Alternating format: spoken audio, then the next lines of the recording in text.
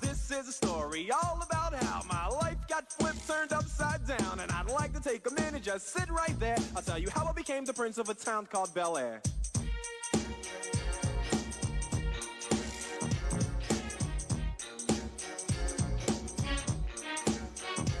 In West Philadelphia, born and raised, on the playground is where I spend most of my days. Chilling out, maxing, relaxing, all cool and all, shooting some b-ball outside of the school. When a couple of guys who were up to no good started making trouble in my neighborhood. I got in one little fight and my mom got scared and said, "You're moving with your auntie and uncle in Bel Air." I begged and pleaded with her day after day, but she packed my suitcase and sent me on my way. She gave me a kiss and then she gave me my ticket. I put my Walkman on and said I might as well kick it. First class, yo, this is bad. Drinking orange juice out of a champagne glass. Is this what the people of Bel Air living like? This might be alright. I whistled for a cab, and when it came near, the license plate said fresh and it had dice in the mirror. If anything, I could say that this cab was rare, but I thought, man, forget it. Yo, home's the Bel Air.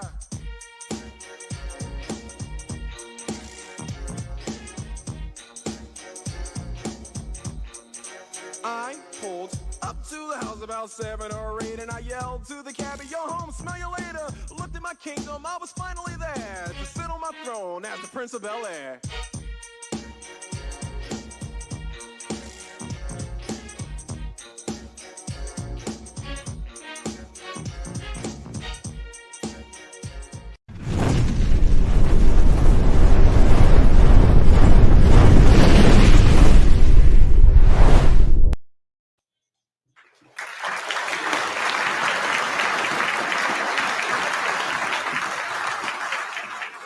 Hello, and welcome to the Unspoken Heart Discussion Hour.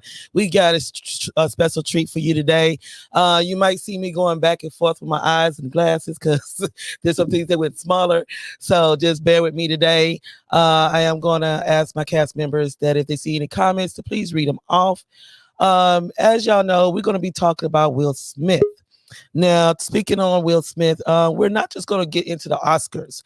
I feel like that we should go from the seed, which we're going to say, you know, some people might disagree, some people might agree, but we come from the side of abuse. And there's a lot of things, as I researched, that follows behind Will Smith and his path, you know, even when it comes down to what built him to what he is today. So what we're going to do right now, we're going to look at a little piece to kind of fill you in a little bit about it. So stay tuned.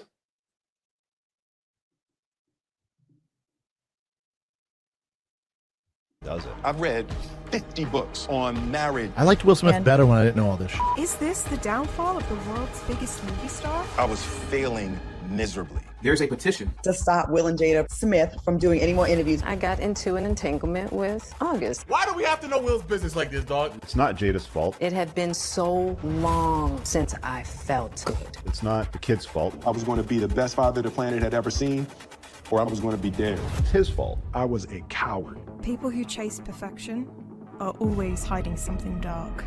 I decided to be funny, to constantly please others. The funnier the person, the greater the pain. No one knew he was hiding a secret about his father. I grew up in a household where I was scared and watched my father beat my mother up. I'd always told myself that I would one day avenge my mother. He wanted to kill his own father. One night, as I delicately wheeled him toward the bathroom, a darkness arose within me. I paused at the top of the stairs. I could shove him down and easily get away with it. I watched my father punch my mother so hard that she spit up blood. I watched my father punch my mother so hard that she spit up blood. Watching my father's fists collide with the woman I loved most in the world. Watching as she collapsed on the ground, helpless, I just stood there. I was my mom's oldest son. I was less than 10 yards away, and I was the only chance she had for help. Yet I did nothing. She went to work and didn't come home. She was done. I wanted to be with her too, but I was too scared to leave. I was a coward. Everything that I'd done has been driven by sort of an unspoken series of apologies to my mother for my inaction. Feeling like a coward, Will started doing everything he could to be better than his dad. I grew up in a household where I was scared and watched my father beat my mother up. So I was going to build the complete opposite of that. Yeah. I decided to be funny, to constantly please others, to keep them laughing and smiling. Will became the biggest star in the world, desperate to build the successful family he never had. I never wanted to be broke. In my mind, I had seen my father's alcoholism and violence as a result of living hand to mouth. I had a public perception that I wanted to project of our relationship, of the family and what my kids are and what my wife is. The Karate Kid, Whip My Hair, Hawthorne, and the Nobel Peace Prize. Our family did that within a 6-month period. There is no enough. The Smith family is worth a combined $416 million. He's a force to be reckoned with. Everybody needs to do what I say so we can get this money right, we can get this life right. Externally, our family was winning. You're so concerned about creating this picture that you have in your mind, but you can't even see the blessing that is standing right there in front of you. Will thought he'd built the perfect family until his daughter Willow exposed him. And I'll never forget, she was eating ice cream. She was talking to Jada. She said, "Mommy, it's so sad." And she was rubbing my face. And Jada said, "What, baby?" She said, "Daddy has a picture of a family in his mind, and it's not us." Will was so blinded by his fear, he couldn't see it was destroying his family. We decided that we were going to separate for a period of time. I think that's the worst I've ever felt in our marriage. Jada Smith reveals secret affair with R&B singer August Alsina. I was failing miserably. On the inside, I was still that same insecure little boy that was trying to prove something. But an unexpected phone call gave him the chance to face the source of his fear. Daddy-O knew he was dying. "So how long?" I said. "You should come home." As a child, I'd always told myself that I would one day avenge my mother. That when I was big enough, when I was strong enough, when I was no longer a coward, I would slay him. I came to see him every week. One night, as I delicately wheeled him from his bedroom toward the bathroom, a darkness arose within me. The path between the two rooms goes past the top of the stairs. I paused at the top of the stairs. I could shove him down and easily get away with it. No one would ever believe I killed my father on purpose. As he stood at the top of the stairs, Will realized he had to live from love, not fear. Love is not punishing people and beating on them for what they did. As the decades of pain and anger and resentment coursed, then receded, I shook my head and proceeded to wheel Daddy-O to the bathroom. You can't punish people for mistakes. And when his dad died, Will channeled the love he showed his dad towards his family. Personal confrontation with death made me see the value of time and the fact that the only elixir is love. I want to be with my family and with my friends. Will and Jada Smith have reconciled and are stronger than ever. Will and Jada Smith have reconciled and are stronger than ever. I worked on myself. I've read 50 books on marriage and relationships. We have really gotten to that new place of unconditional love. With his family by his side, Will let go of his fear and embraced the truth. There were things I never said in public, and by never saying them out loud, you actually never deal with them internally. I wanted to have the freedom to say, hey, this is me. It doesn't match the image. It's actually a scared little boy who thinks he's a coward because he couldn't defend his mom. My mother and I, for my entire life, we never brought it up. She had no idea that I processed it that way. She reassured little Will that there was nothing that he could have done. I never thought he was a cow. Of course. I can be me, and I don't have to live up to Will Smith. And now Will focuses on spreading love. The first half of my life was gather, gather, gather, gather. And now this second half of my life is give it, give it, give it, give it. I've interviewed you many times, always had fun, always big laughs, but there's something about you now that feels like you have aligned with your spirit and your body. I looked at my life as an arc from fear to love. To love and to be loved is really all there is.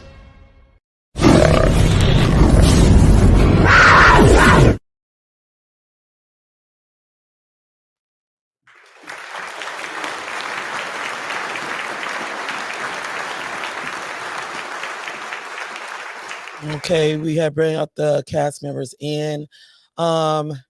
as y'all see that, I wanted to take this further than what everybody else did because some people view this off of just that night at the Oscars. But what a lot of us do not realize is that sometimes it embeds deeper than that. When you talk about abuse, you talk about, the exposure, you talk about the mental, you talk about the physical, the verbal, the emotional. And we tend to sometimes forget how children can be traumatized by this and how the outcome could come out. So, one thing I just found out was the fact that Will did come up in an abusive home. So I'm gonna go over to Keisha, and I'm gonna get your opinion on what we just watched. Well, what we just watched was a whole lot. I think I kind of heard about some of the stuff that Will had went through as a kid, and I think the part where he keeps saying he feels like he's an adult now, but he still feels like the little Will is inside of him. Sometimes it takes a lot of therapy to get over that. He has to confront the fact that he felt he didn't protect his mom. He was a little boy. There was really not too much that he could do, but I don't know if he's let it go by now, but apparently he held on to that way into his adulthood, until his marriage with his kids. He held on to that, which made him an internal coward. But on the outside, he appeared as if he had everything together.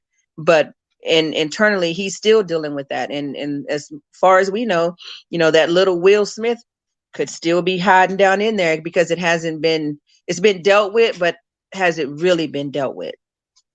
Exactly. And see, that's the thing that people don't understand. And I had it was a situation last week, and it kind of messed with me because we have to understand there's a lot of people that do not take abuse seriously. They don't understand it, or they just write it off as get over it. They don't understand the fact that when you're living with this and you come up in it, because me personally, I was also exposed to domestic violence, and each person, it traumatizes differently, not the same. So you might deal with it one way, and somebody else might deal with it another, but you cannot expect everybody to take it the same or to say that it's not serious, because as soon as you write it off as get over it, you become a problem, a piece of the problem when it comes down to domestic violence. And we're going to go over to Denise and get her opinion about this. Yeah, I'm familiar with Will's story. I've been following it for years, all the way back before, Fresh Prince, from Fresh Prince, before Fresh Prince actually, and to him talk about his father and the abuse that he went through. That comes from a personal place because I understand where he's coming from. But the one thing people say they get over it, they have resolved it, that it's not totally true. You're gonna always have that burden on you. Always. It's gonna last you for the rest of your life. You'll never forget it. It's just how you deal with it. It's how you deal with it, how you work through it each step of the way. But you never get over what happened to you and what you've seen as a child. You don't. I've never forgotten what I've seen and what I've been through. Never forgot. Exactly. Never.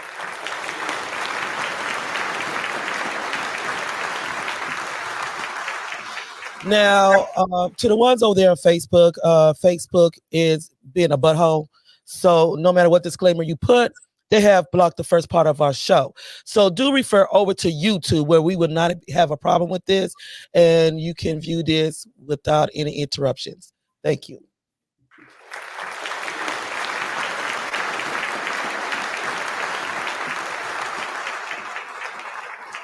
Now, when we think about celebrities, a lot of people just see, somebody that's an actor, a comedian, somebody's, that has a gift.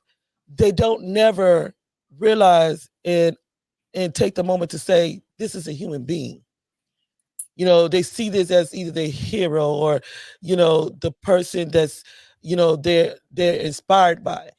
But they never realize and understand that these are also human beings also. And they go through things in life. It just doesn't start at adulthood. You know, it starts as a child, depending on the upbringing. And that's why we have many times talked about be careful what you expose your children to, because it does traumatize a child. And, you know, when we as mothers, we look at our children, because if you look here, you know, this is Will when he was a baby. Adorable. Very adorable. You know, we don't predict the way our children is going to turn out or what has affected our children, you know. So we just continue to go on. Sometimes we, without intention, selfishly forget that our children are also affected by seeing us abused. And so when you look at Will Smith, you know, they show in the video his path, the things that he was holding on to. And this is, you know, he has other siblings as well, you know, to where, you know, we cannot say how they was affected, you know, because they're not opening about it, you know, being that he stands in the spotlight. You know, we just known him as Fresh Prince. You know, that's when I first began to know him. And the guy that made us laugh. But sometimes when you look at somebody act, look how well they playing that part, because sometimes it is a part of their life. And we just not really looking at that.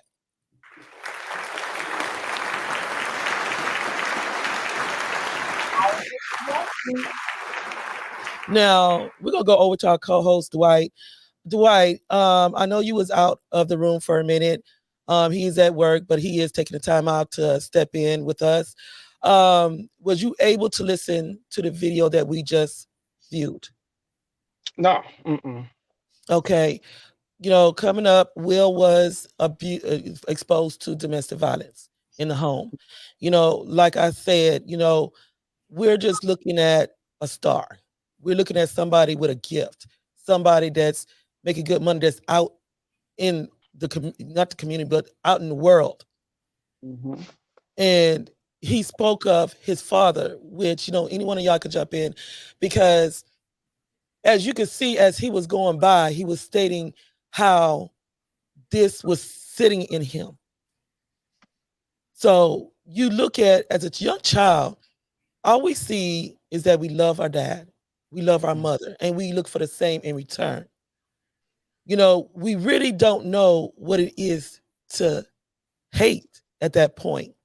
You know, until those bricks begin to build and stack and mold, you know, stick together for a long time. But I mean, she has her own reasons. I mean, me personally, you know, when I had enough, I couldn't leave my children. It was hard.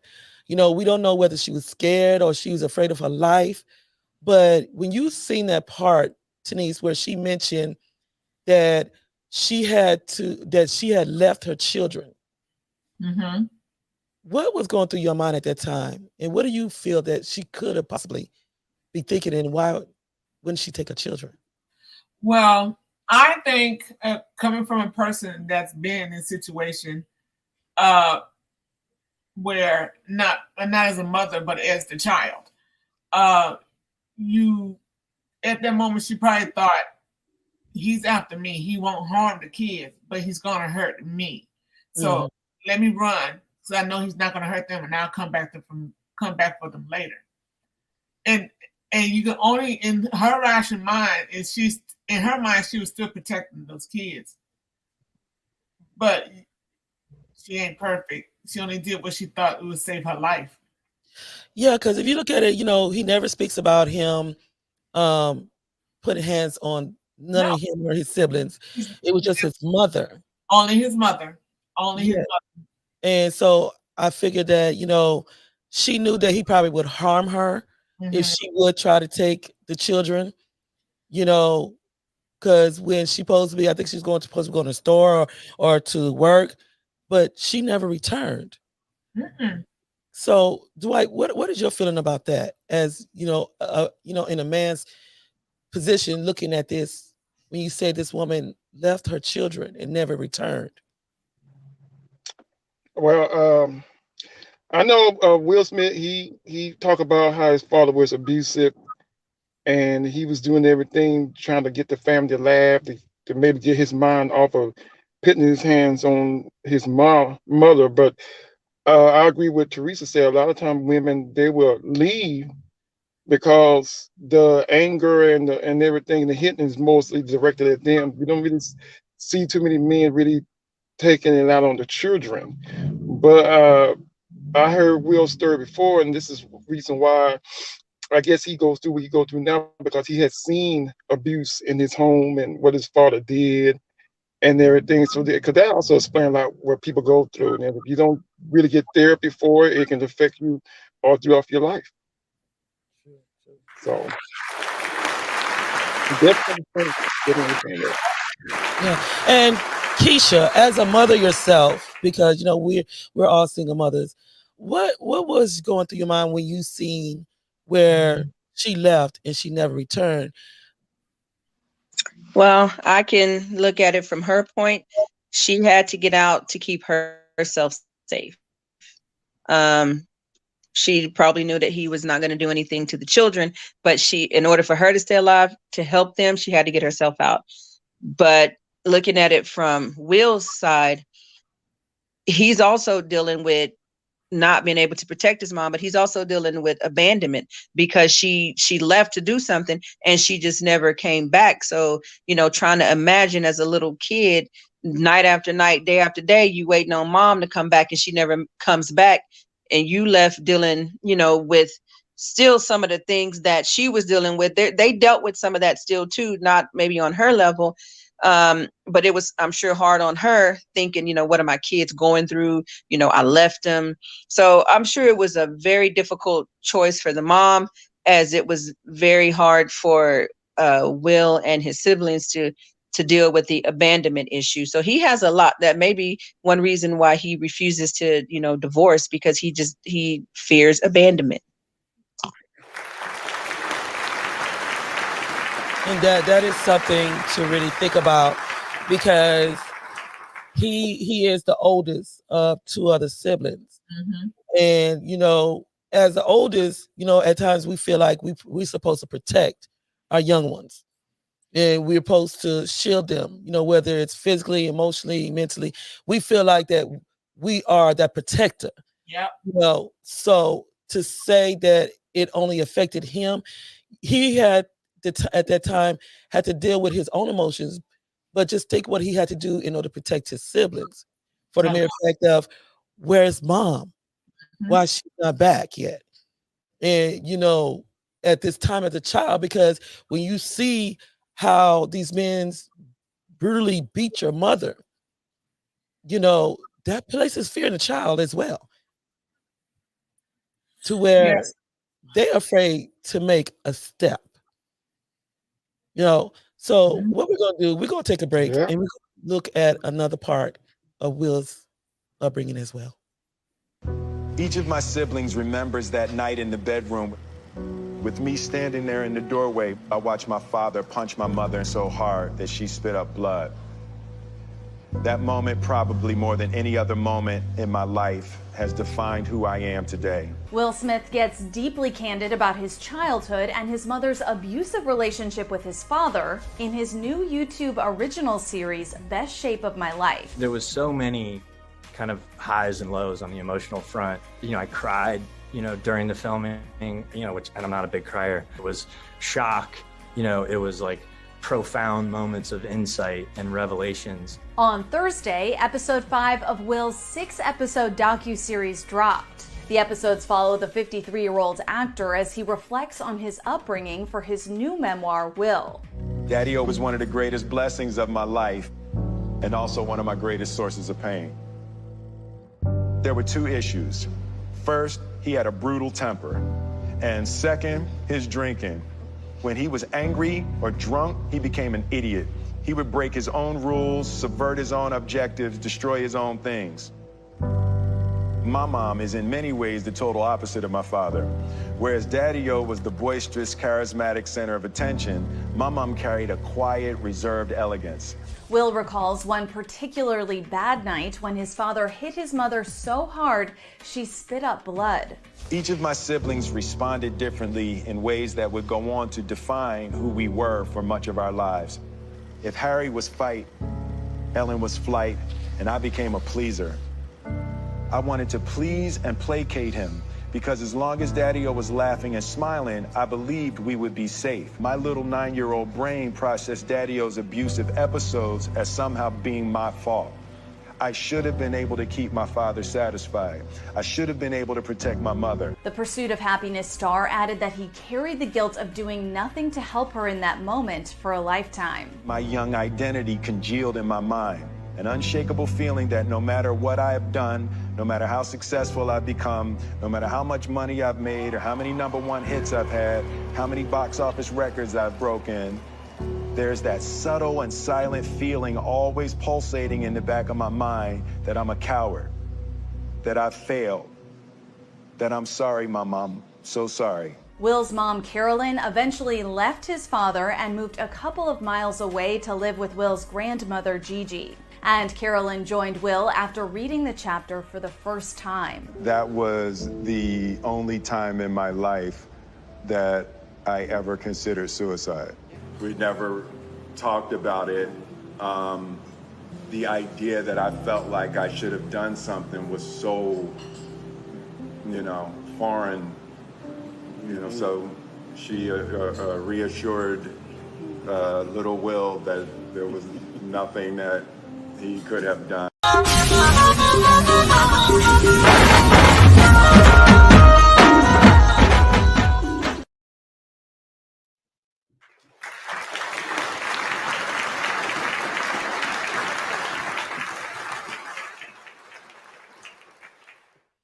Now, Keisha, looking at this now, because I know you spoke about the mother's position, and she got to hear how it affected her son's life. What do you think now when it comes down to her position? I think she's in a better place. I think I'm answering the question the way you're asking it. I think his mom is in a better place. The only thing that kind of concerns me, even though she tried to console the little Will to tell him that he could have done nothing. It was nothing that he could have done, that being that he was a little kid. I don't even think he grasped that. I think he still felt that he failed her, even with her confirmation. I don't know. I think that mom got herself to a better place. I think she got help. She got the right help. She tried to help her son, but I think it's something so deep down that it's going to take a lot of therapy to pull that out of him, because he can't forget it. It's not that he doesn't want to, he just can't forget it, because he keeps referring back to that moment when he saw her spitting out blood. So it's just something that is embedded deep down in him. So yeah, because if you look at, when you think about your sons, and I have 3 sons, and my sons are more or less the protective of their mother. And when you look at him, you look at that protective side as a son. And maybe it's eating him up because no matter what she says, he felt like, look, that's my mom. I'm the oldest. I should have been able to protect her from him. I should have been able to, keep her from leaving. As sons, it's so hard because they are more protective of their mothers than they are of their fathers. What is your intake on this, Tanise? Well, coming from a mother's aspect, he's not going to ever totally get over it. So I was going to stay in the back of his mind.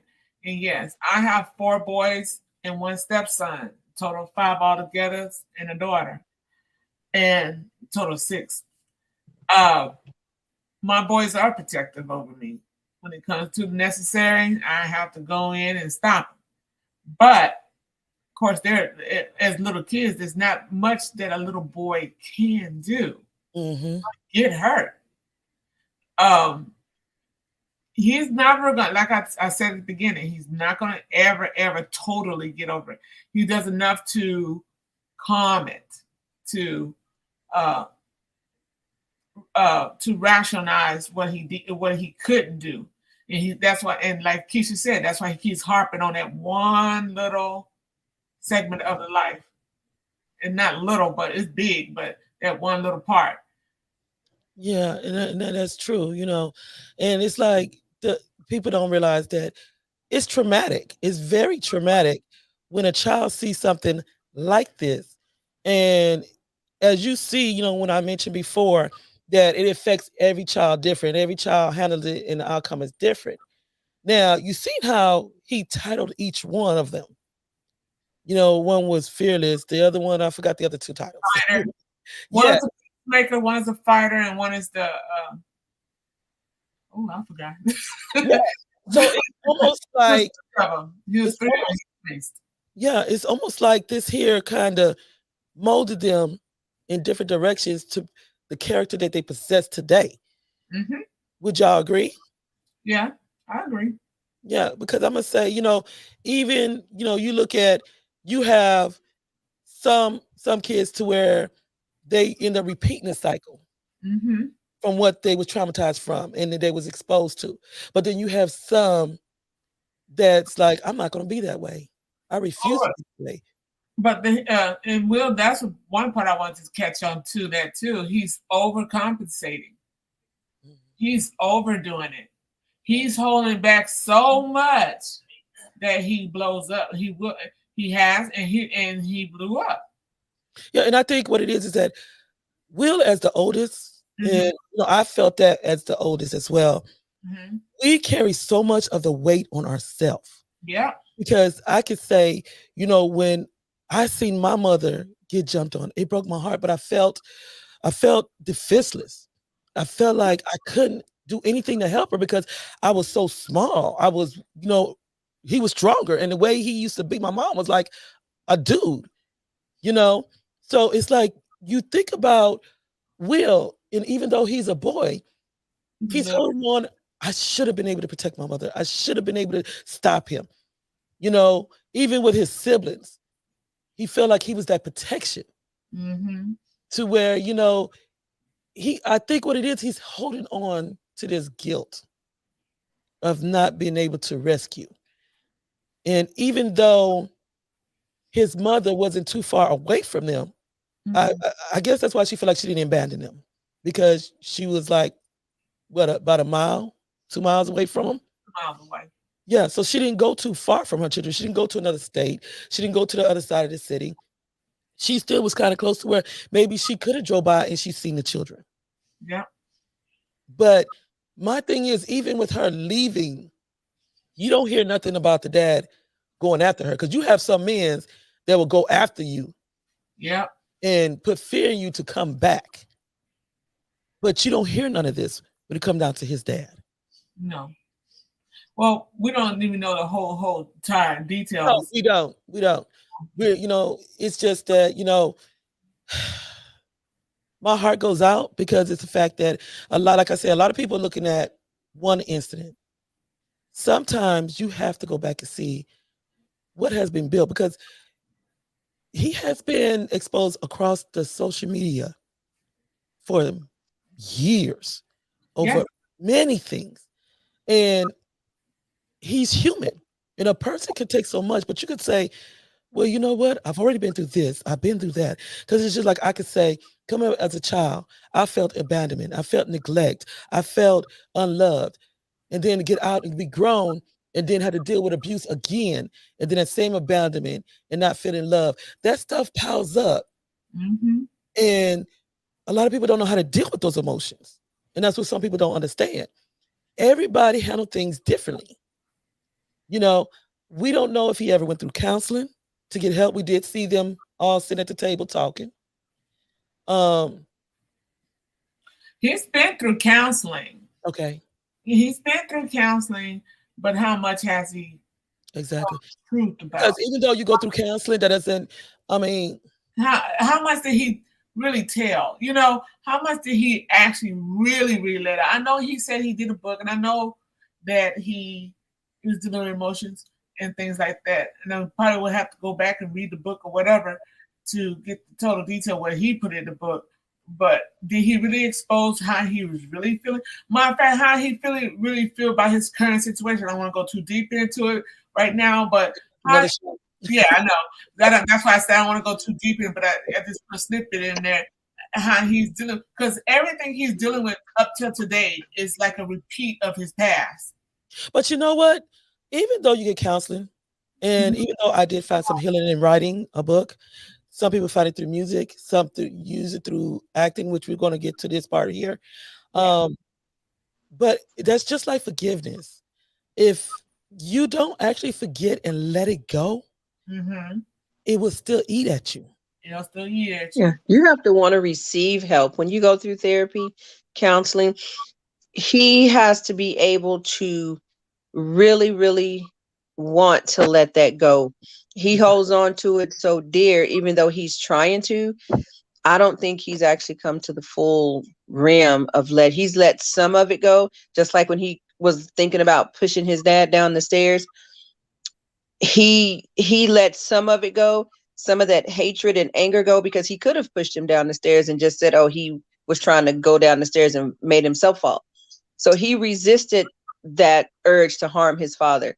He loved his father. He just hated what his father did to his mom or to the family, because he did it to the whole family. But counseling, you gotta meet the counselor halfway. You gotta let it go. You can't just go to counseling and keep holding on to it. Exactly. You got to apply the skills and the tools that they supply you with, because if you don't apply it, it's still gonna eat at you. Yeah. You're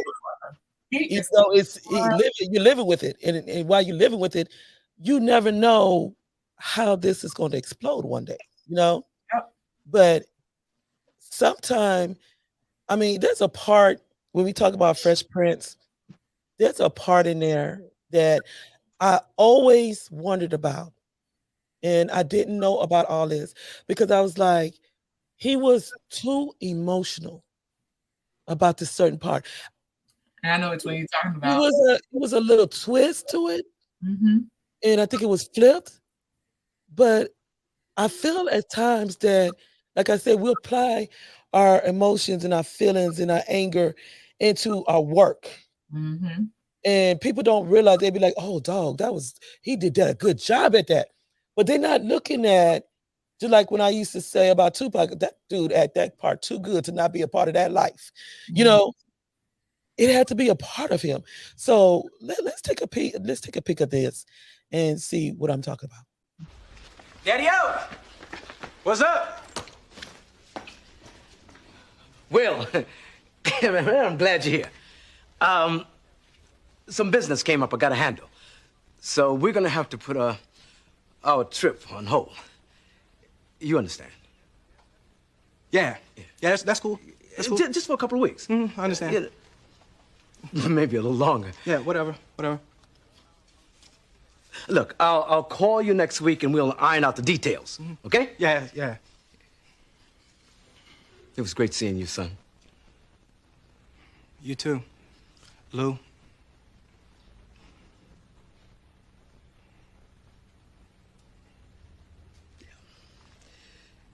Yeah, I'm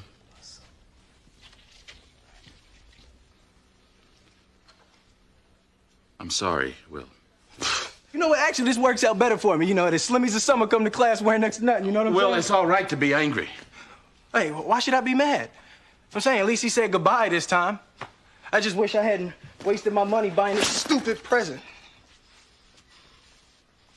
I'm sorry. If there was something that I Hey, could you know what? You ain't got to do nothing, Uncle Phil. Hey, ain't like I'm still 5 years old, Ain't like I'm gonna be sitting up every night asking my mom, when's Daddy coming home, Who needs him? Hey, he wasn't there to teach me how to shoot my first basket, but I learned, didn't I? Hey, I got pretty damn good at it too, didn't I, Uncle Phil? You did. Got through my first day without him, right? I learned how to drive. I learned how to shave. I learned how to fight without him. I had 14 great birthdays without him. He never even sent me a damn card. The hell with him!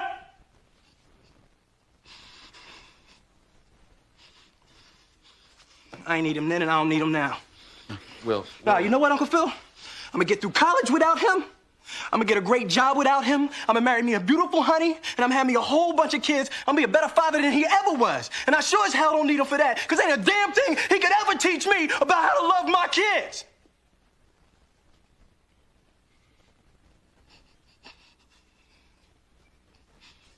How come he don't want me, man?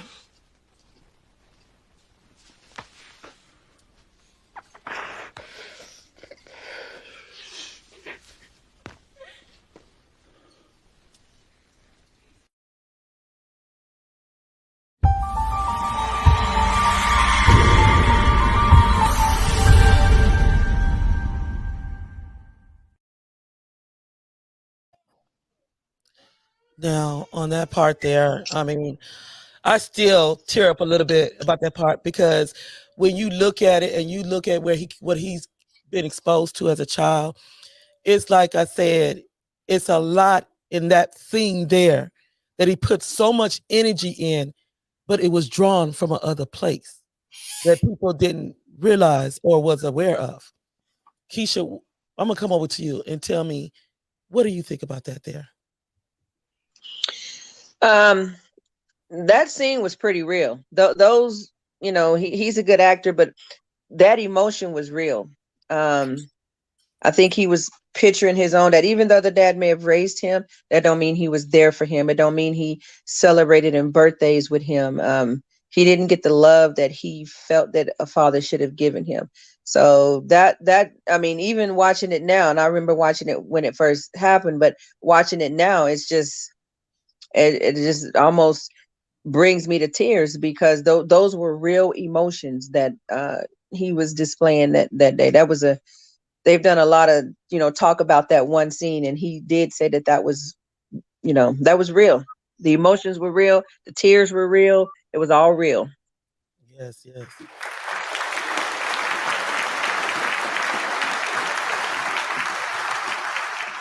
Now, Dwight, coming from a man stand, because as some men come up, they were told that they wasn't supposed to cry. They wasn't supposed to whine. It was more or less telling them they weren't supposed to feel. When you watch that scene with Will Smith and knowing his inner feelings about the guilt behind not being able to protect his mother, what comes to mind right now, and what do you have to say about that part? It tells a lot with that part. Like, I agree with Keisha as well. They had a lot of emotion, true emotion behind it because of the things he go through. I mean, when you're a star, people don't actually get a chance to, I guess, to know what you've been through unless they put it out there. But as a man myself, it will get to you. His mom wasn't there, and it affected him in a lot of ways. And just like his father, like you said, his father may not have been there. He might have been there, but he might not participate in his birthday or any other things. And growing up in that kind of household, it can affect you all throughout your life, and it can just tear you up. And you try so hard to not to repeat that. Even when you get married, you want to try to, because I remember Will Smith saying he always wanted his family to live the life that he never lived. And he tries and works so hard to do that. But yeah, I can definitely feel what he was feeling in that episode. It hit me too, because those are real tears, real emotions. And parents are very important, the father and the mother. And since the mother wasn't there, it kind of ate him up. And he probably kind of wished his father was more like Uncle Will, because his father wasn't such a good father. But yeah, those are real emotions and everything that came out in that episode. So now, if you notice, and this is why I kind of almost connected as well, he referred to his real dad as Daddy-O. Yeah. And then you look at on the Fresh Prince, he refers to him as Daddy-O. So it's like he's putting these two people together in order to bring out this full effect on what he's feeling. And nobody really, they seen him, but they couldn't see him. And it's sad that a lot of us, we watched him, we fell in love with Will over the years and his acting skills, but I felt a lot of his powerful moments He was pulling from the childhood and the pain and all that he was feeling to become this actor that he has displayed to everyone. And that's what people didn't see. They couldn't see the wounds and the scars. You know, this man was crying on the inside, and it was building up. And a lot of people was not seeing that. You know, sometimes we tend to forget there are people too. They are people too. You know, because you look at, he mentions his dad was an alcoholic.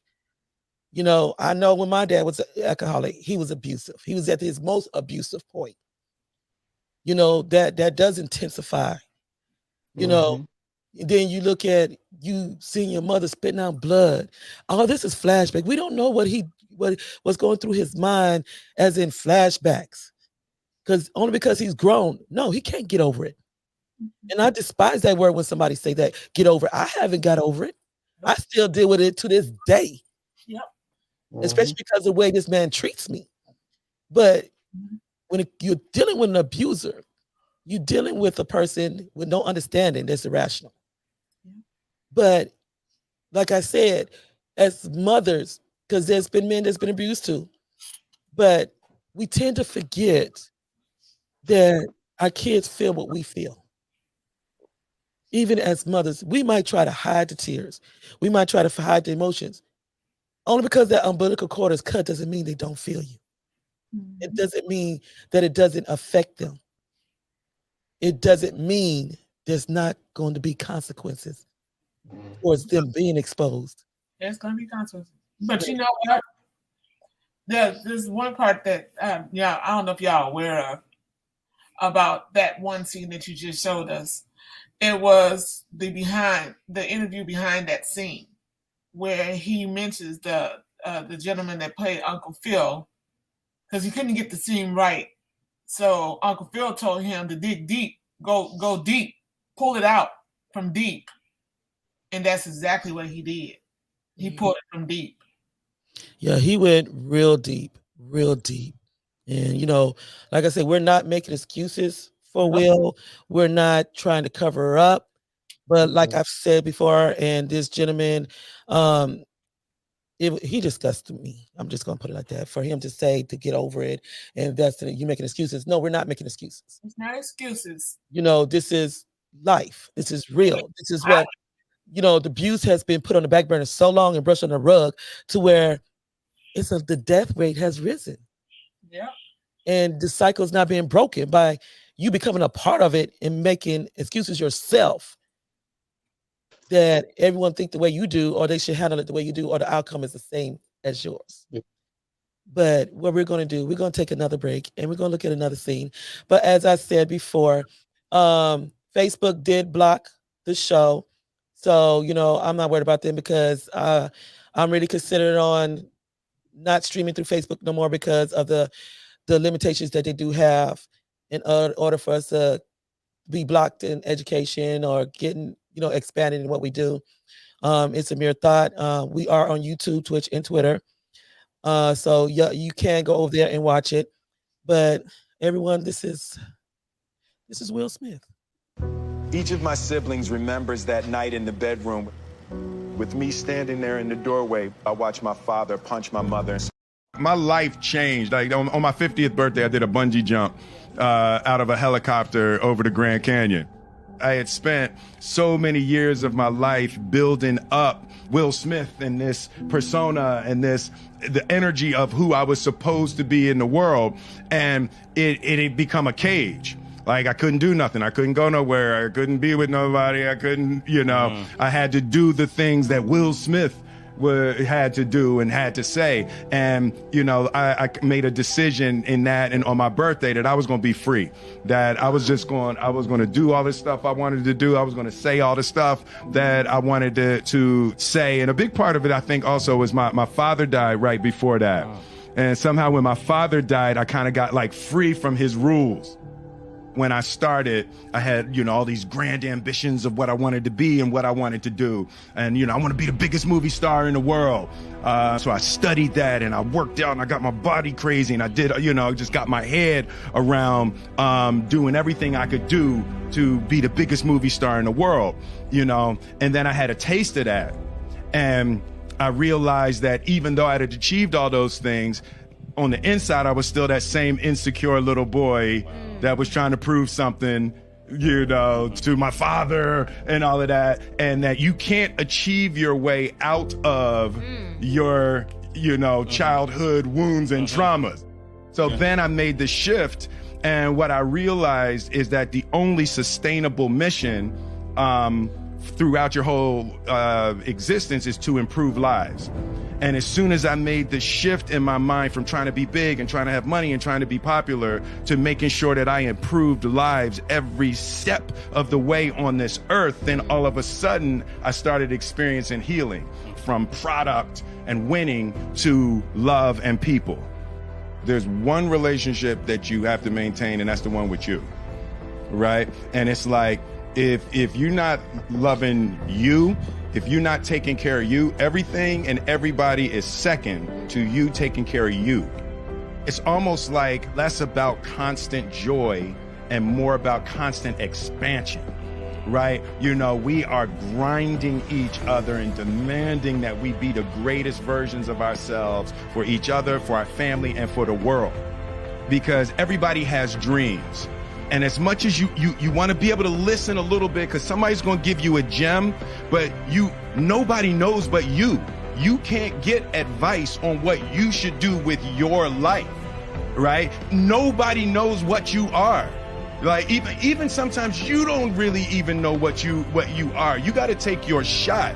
And it's like, as much as you want people to agree and you want the people around you to be supporting your dreams and all, it's not going to be like that all the time. You got to do it alone. A lonely, scary, dangerous pursuit. And you got to be willing to risk everything to become that seed of what you believe is in there. You got to be fearless. You got to be relentless.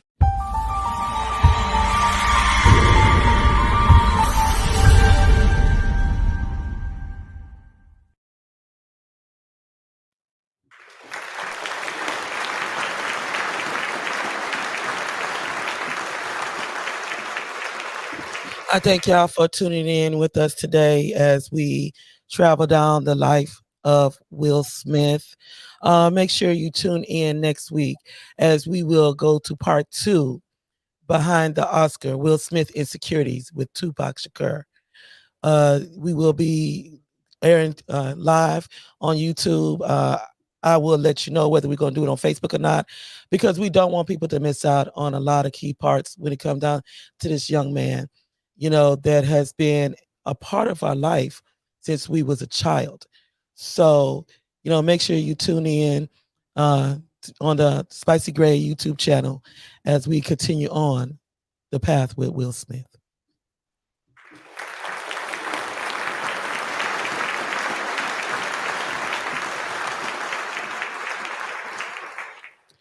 Now, Keisha, what did you get out of the message that he was saying? Because I know as I watched that, I looked at somebody that was, their emotions was everywhere. They was confused. They're reaching and they're trying to figure out who they want to become while trying to deal with the wounds and scars and the ghost of the past. What did you get from this piece here where he was speaking?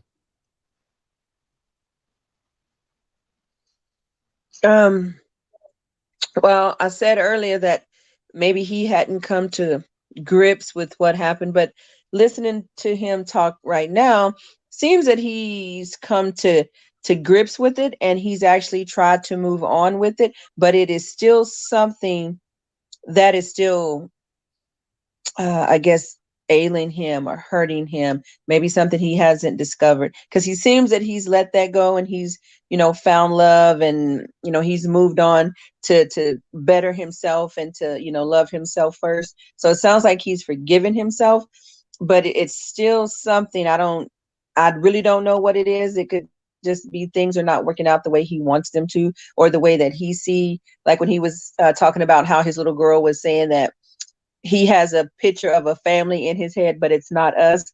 He could simply just be trying too hard to make this perfect family, but he's not adding in all the things that come with a real family, which is just stuff, just life. And it's not perfect. It's not always perfect. So I think, it's something like, it's still something going on. Little Will may be healed a little bit, but it's still something going on. Yeah, and I think what it is also, he's struggling because as parents, we're supposed to be providing the skills and the tools on how a family and a relationship and parenting is supposed to be. So it's like he's got to figure all this out on his own. While at the same time, what I'm hearing is that you're not listening to me. You really still don't see me. What do you think, Denise? I personally think he's trying too hard. He needs to just forgive himself for something he had no control of and let it go. And I know that's a cliche term because you can't totally let it go. I'm not going to be a hypocrite on it, but you can't totally let it go. But he can't lie to himself too. Yeah, you may have let go certain things, but there's still something you holding on to that you do need to let go. And forgive yourself for and let it go. No. I'm a little bit of a hypocrite because I say the same thing about my past too, because a Will Smith story is very similar to my own. Yeah. It came to a point where we thought of me and my siblings. I'm not going to tell you exactly what had happened, but it got to the point where it was like we was planning a death. Mm-hmm. We were planning to get out of our situation by death. And I thank the Lord above that it was a forte of miracles that happened when we got out of there without committing a crime as a child. And we were little kids thinking this. See, my thing is, it might sound crazy, but I'm going to ask Keisha this as well. Do you think that maybe he could have forgiven himself but haven't forgave his father, or he forgave his father but he haven't forgiven himself?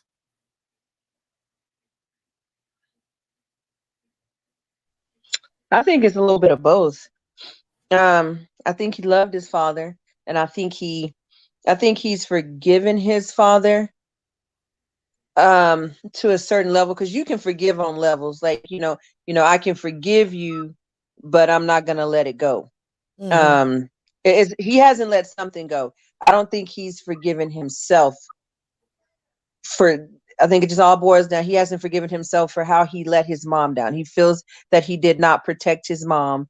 And I mean, every mom to her son is like the world, so I feel that haunts him more than the relationship with his dad, is that he let his mom down. So he's dealing with that. He wants the perfect family. He's trying to be everything to his wife, to his children. He's trying to show them this plethora of love, and it's like his plate is so overwhelmed that I think he just gets overwhelmed really easy with everything he's trying to do. Yes. And I have to agree with you on that, because I think, you see in Will at this gun-ho person all over the place, doing this, doing that. And what he's really putting a lot of power. Will y'all be quiet? Putting a lot of power into what his work is, to where it's coming out good, but his mental sense and then all his emotions is going out into work to cover up all that has happened that I feel he still hasn't dealt with or came to peace with. And I think that's what it is, for him to come to peace with not just the present, but the past as well. Yeah. Because no matter what his mother say, he doesn't hate his mother. No, not at all. He loves her. He might have questions. Excuse me. Y'all need to go out the studio right now. He has, still the fact that his mother has certain parts that she haven't answered. Because as a child, we still have that question, just like when my mom left me one time. My thing is, why did you leave me? He was poisonous for you, but you left me with him. You know, it's different things that's going on with him that a lot came out, but everything hasn't come out yet. And it's not so much, it's not for him to reveal to, but to come to terms and peace within himself to where he won't have an explosion. Yep, like that.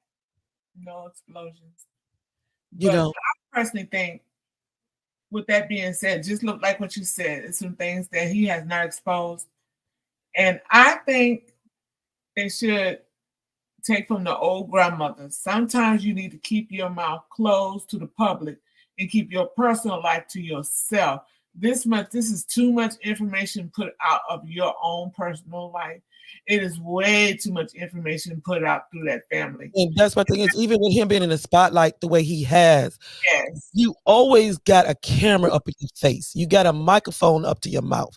And you got people probing because you have those people out there that's looking for that one tool that just slices you in half. Yes. To strike you down.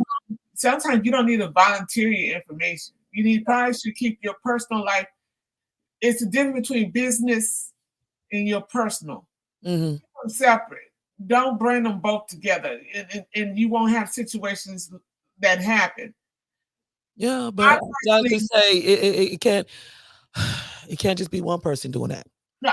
I'm not talking, and I'm not talking about him. No, I'm not talking about him. I'm talking about, when you join to somebody, which we will get into next week with Jada, when you don't have a partner that is also standing with you in support and having your back, but putting your business out there, that has a lot to do with it too. Too much, because with our whatever, I don't know what level we at, but part one, our personal life, we can't sit up here. I'm not going to sit up here and tell you a whole bunch of stuff about what goes on inside my house. It's not going to happen. You will have to literally break in my house, put some hidden cameras in, and listen to my stories, but you're not going to hear from me. Exactly. It's none of your business. And then, the thing is also family. And, I can't say that his family the same, but I can say, when it comes out of family, it's best to keep your family out your business. But sometimes, even if you keep people out your business, including your family, they make assumptions to where they end up slandering and defamating your character because they want to destroy you. Mm-hmm. So whether on your job, whether in the community, whether to your spouse or to your children, they're going to slander your name. Because they don't want to see you above them. They don't want to see you happy. They don't want to see you excel. So even, we could say, well, you know what goes in my house stays in my house. But at the same time, you still have what I call devil advocates that still be out there trying to just assume, to just make a story, to make it seem like it's true for people to believe. Because believe it or not, both of y'all know it. A person is quicker to believe a lie the truth than they are the truth. Mm-hmm. I've had it done to me. I've already had it done to me where my last relationship, I had some trifling young lady, and I'm using lady lightly, and she slandered me, told some stories, and thank God, because of my personality and my past tells the whole truth about me. I am who I am. I'm never known to be a bold-faced liar. I try to tell the truth and do people as I want done onto myself. So her lies didn't come into play because it didn't fit my personality. Yeah, and see, that's my thing. Like, there, as y'all seen, there's some things done in the past to me as well, especially from close family members. And people's like, well, why are you not defending yourself? Why should I? From what? Defend myself from what? My thing is that if you've been following me all these years, you see that the oil is not sticking to the painting for a reason. Mm-hmm. I don't have to prove who I am. When you see me right there, and it's so funny how you say, like, we try so hard to prove that we're being honest, and they still try to say you're a liar. Oh, yes. So that's on my same thing is, why even say anything? Don't ask me no question. Because no matter what in your book, I'm a liar. Mm-hmm. You know?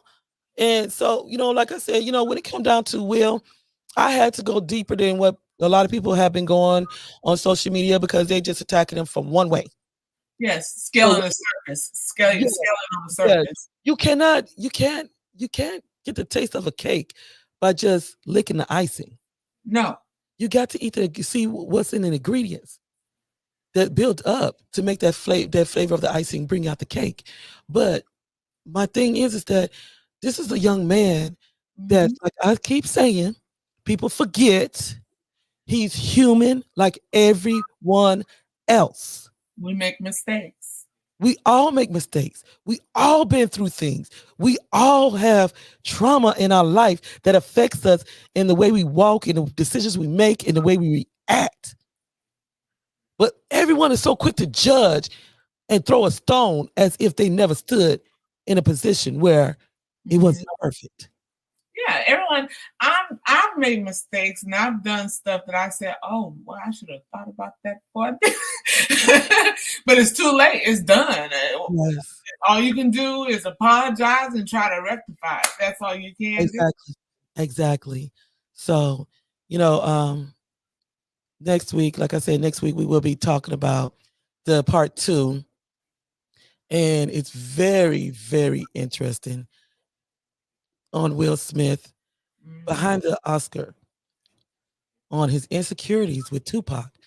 And we will be bringing in the subject with Jada. Because like I said, this is not just a platform.